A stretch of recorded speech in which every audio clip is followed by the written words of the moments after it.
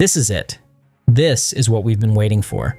Star Citizen's economy, like so much of the game, has been mostly theoretical up until now, with the pieces still coming together to make it real.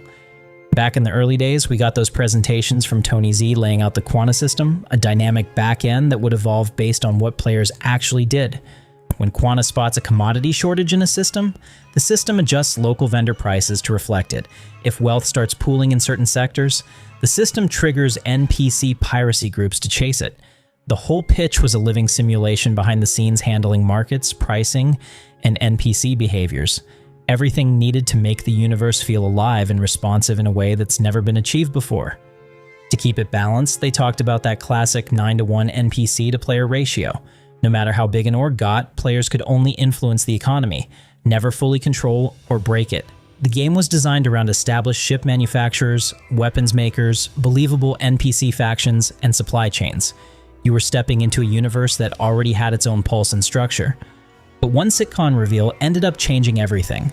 One word: crafting. Ever since the bombshell dropped at SitCon 2024 that Star Citizen was going to adopt a fully player crafted economy, akin to an evolved version of Star Wars Galaxies, my jaw hit the floor, and I've been thinking about this moment ever since. Wait, so did Quanta fail? Maybe. It probably means Quanta just wasn't sustainable at the massive scale they originally envisioned, even with server meshing and all the back-end optimizations. Handling that kind of real-time data set across thousands of players? That's a database admin's nightmare fuel. Offloading the economy to players solves part of that dynamic issue. The replacement, StarSim, is a way more simplified take, focused on dynamic events and NPC movements without the full Quanta overload. We hadn't heard a peep about Quanta since Tony Zurovec's Killer 2021 presentation, and then he retired from CIG in early 2025. If I'm honest, I hated player crafting and this whole pivot at first. Felt like they were torching years of economy work for some MMO grindfest. But then base building dropped at CitizenCon, and boom, it all clicked. Getting players emotionally hooked on building out the game world themselves?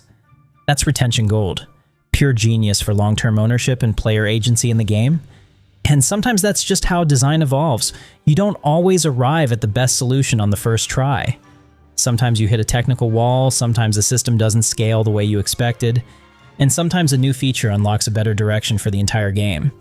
Like it or not, and I know a lot of people still aren't sold, crafting has become the single most important system in Star Citizen right now.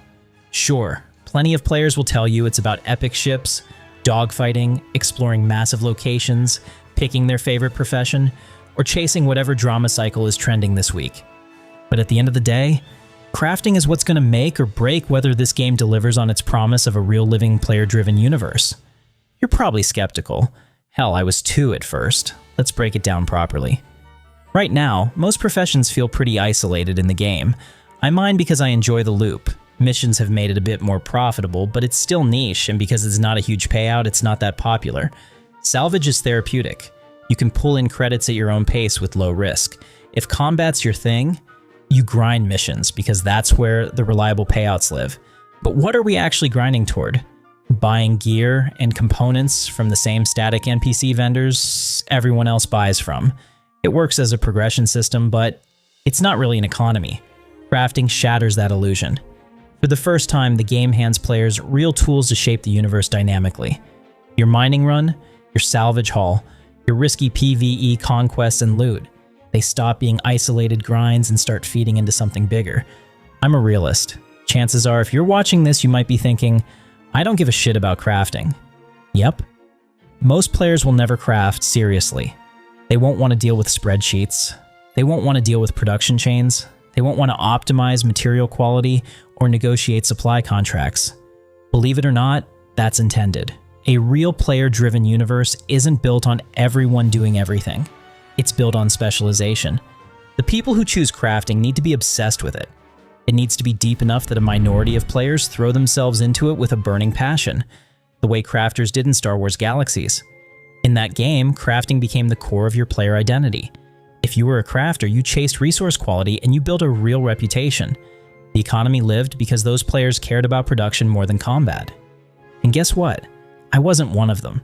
I couldn't be bothered tending harvesters or milking Kadus. I was happy to be the customer buying their god-tier gear. Star Citizen desperately needs that same divide. a small core of industrial obsessives powering the whole thing, and the rest of us as buyers, users, haulers, protectors, or straight-up pirates preying on the supply lines. In the circles I run in, the bar SWG set for crafting depth is ridiculously high. CIG is basically looking at that bar and saying, "Hold my beer, we're going to try to clear it." It's bold as hell. The balance is tricky. Make it deep and rewarding without turning it into miserable busy work for everyone else. When I say most players won't craft at an industrial scale, I mean exactly that.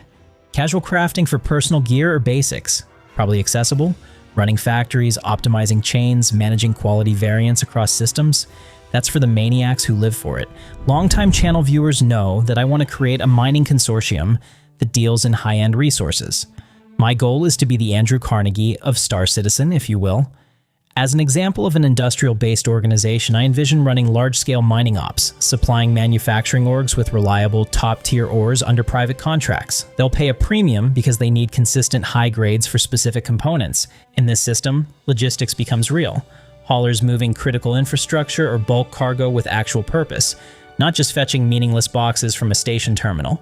If I'm running dangerous PvE for rare biologicals or exotic ores, I'm directly feeding someone else's weeks-long optimization grind and getting paid accordingly, whether in custom gear, exclusive blueprints, or straight credits.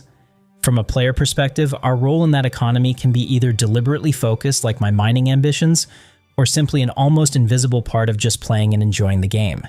Star Citizen could end up being one of the first games where you genuinely can't do everything at a competent level. The crafting supply chain alone is an entire game.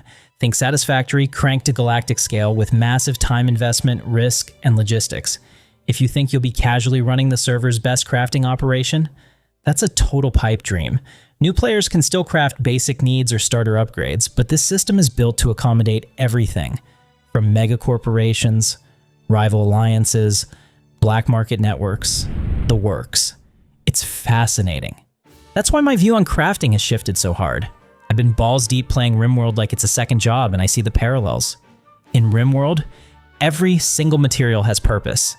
Every component feeds into something else. One weak link, and the whole colony buckles. Star Citizen wants that same interconnected logic at MMO scale. Miners feed industrialists, who feed manufacturers, who feed haulers and security, who attract smugglers and pirates, who draw explorers chasing new nodes. Everyone's tied together whether they like it or not. I love that vision. I buy into that kind of universe. But it only holds up if crafting is deep enough to be the spine everything else hangs from. And crafting is finally forcing CIG to answer the uncomfortable questions. How real is the scarcity?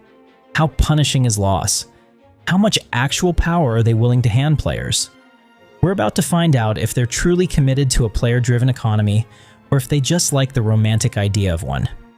Reminds me of that girlfriend in college who looked me dead in the eye and said, "I don't know if I like you, or I just like the idea of you." Congrats, Elaine, I'll never forget that.